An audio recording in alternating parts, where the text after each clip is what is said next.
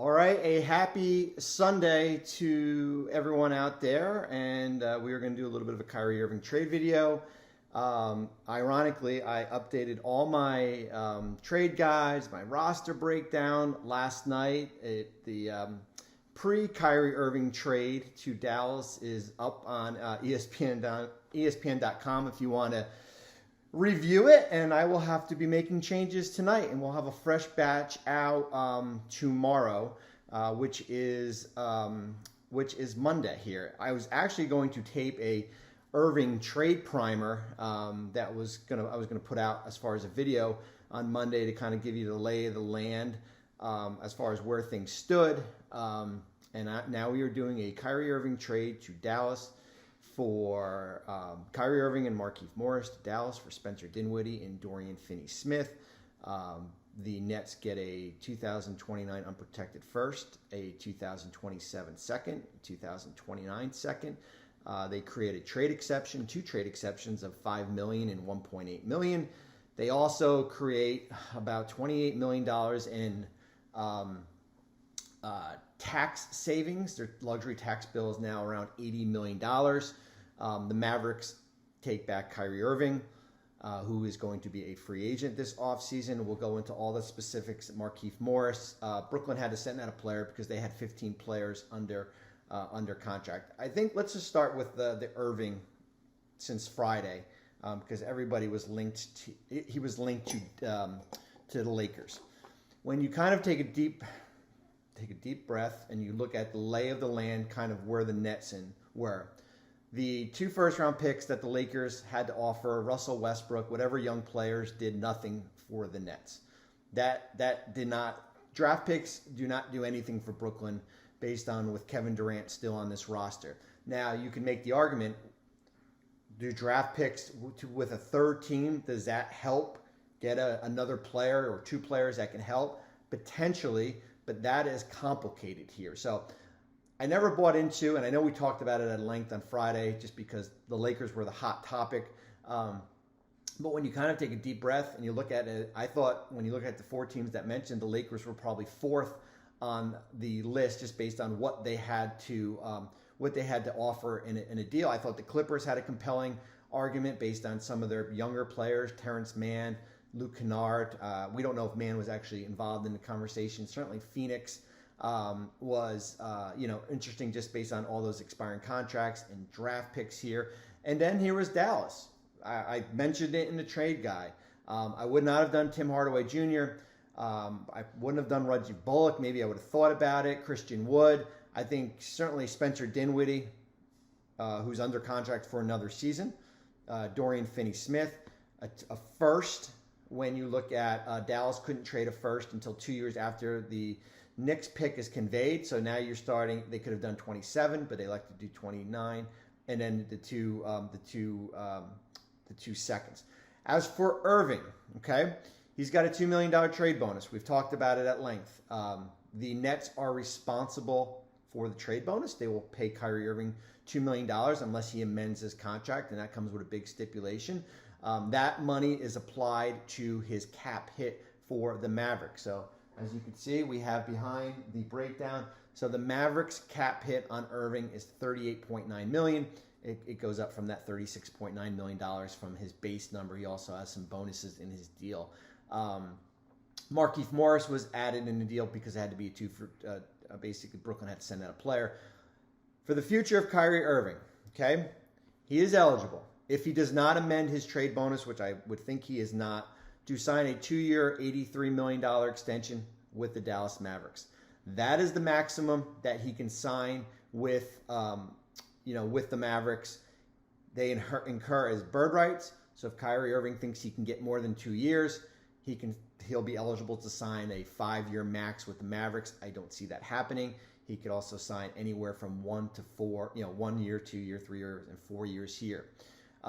Is there a risk involved? Of course, there's any time a risk involved when you trade two players that are under contract for a player on an expiring. However, in this case here with Luka and Jason Kidd, got to make Jason Kidd, who's a big part of it, and there's a relationship already with Kyrie. the risk is that Irving leaves for nothing and you just traded away a first, 2 seconds, and 2 players under contract.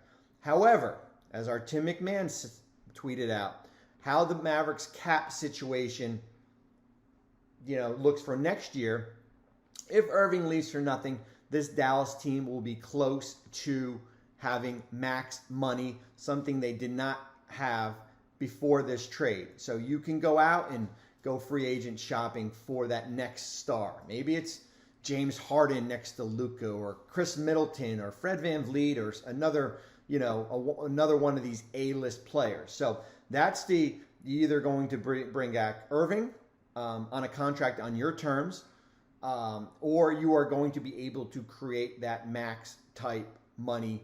You basically, if you moved off that contract of Reggie Bullock and maybe a JaVale McGee here, you're going to be sitting at max money here. So that's it from the Mavericks perspective here. Does it help their roster now? Yes. Let's face it. As much as, everything that off the court regarding Kyrie Irving, he is playing like an all-NBA player right now. He is an all-star. He's having one of the best seasons of his year.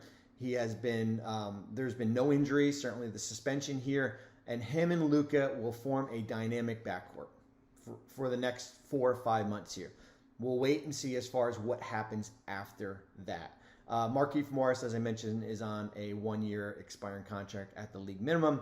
The Mavericks, because they're taking back more salary, their luxury tax bill goes up to $61 million.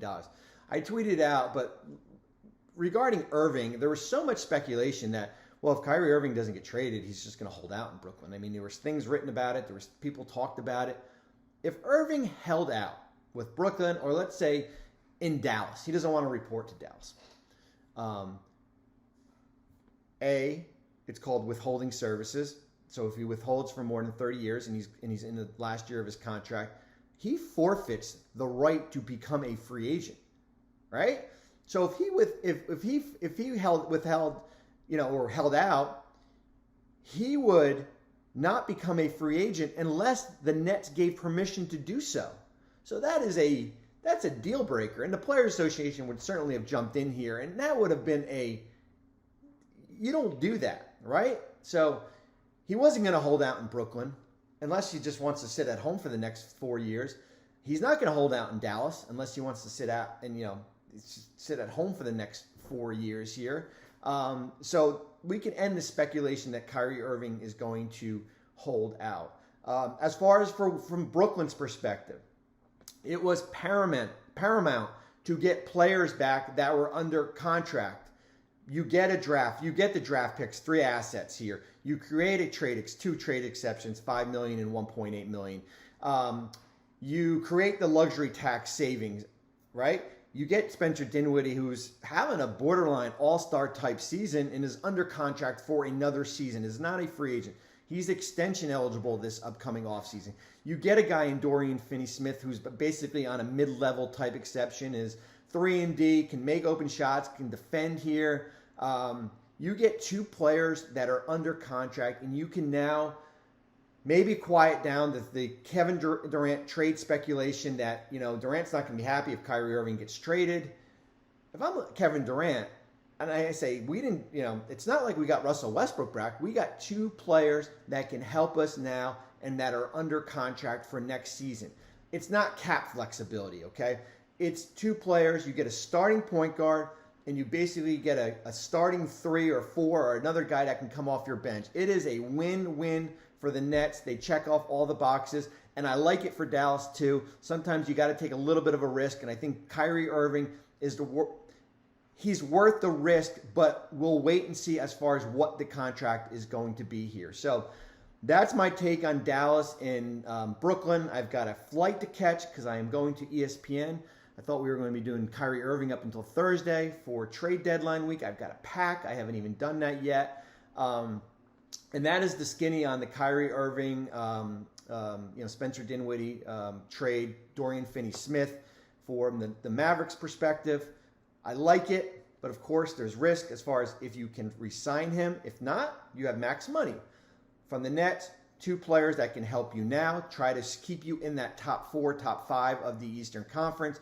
two players that are under contract for next year. Remember, the Nets were going to be over the salary cap if Irving walked. So you got him for, you got players that can help you right now. So that's my spiel on that. Hopefully everyone is having a good day, and we will talk